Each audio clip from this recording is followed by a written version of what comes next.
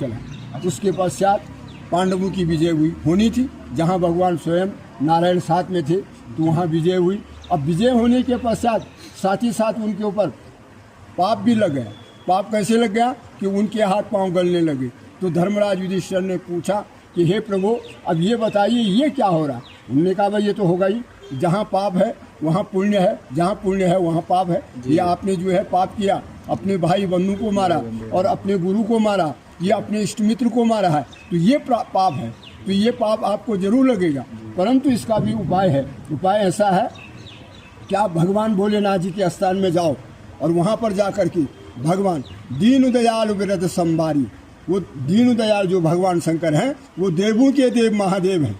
वो सब जो है सब दुख दूर, सब कष्ट, सब पाप, सब भस्म कर देते हैं। उन्हीं के आधीन है। उनके स्थान में जाओ और वहाँ पर जो है भगवान का पूजन, अभिषेक पूजन करो, तो वहाँ से भी आपको ये मुक्ति मिल जाएगी। तो उस समय काशी एक ही थी, वाराणसी। तो पांडव लोग जो है काशी के लिए जो है उधर प्रस्थान किया। अब उधर भगवान भोलेनाथ भी त्रिकाली थे।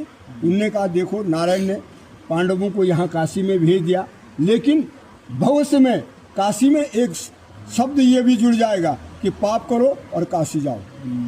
तो ये इसका इतिहास में जो है ये चीज़ हो जाएगा। तो उन्होंने तुरंत ये किया कि मुझे इस समय जो है काशी का त्याग करना चाहिए।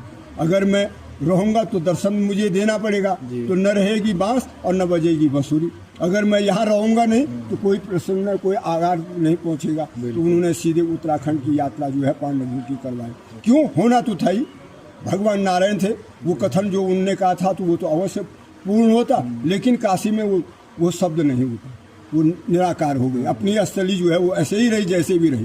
तो फिर भगवान उनको लेकर के तो पीछे जब है वो घूमते रहे, तो आखिर उनको वेद व्यास जी से जो है भेंट हो गई।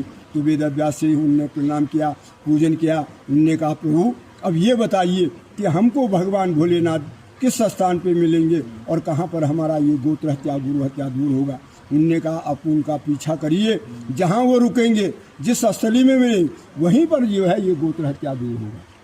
तो सौराष्ट्रे सोमनाथे च श्रीशैले मल्लिकार्जुनम उज्जैनम महाकालम मोकालम अमृतसरम पल्लम वैनाथम च डाकन्याम भीमशंकरम श्वेतबंधुरामेश्वरम नागेश्वरम द्वारिकावने वाराणस्यम च विशेषम त्र्यंबकम गोमती तटे और हिमालयम च केदारम। ये केदारनाथ में जो है वो 11वां ज्योतिर्लिंग है।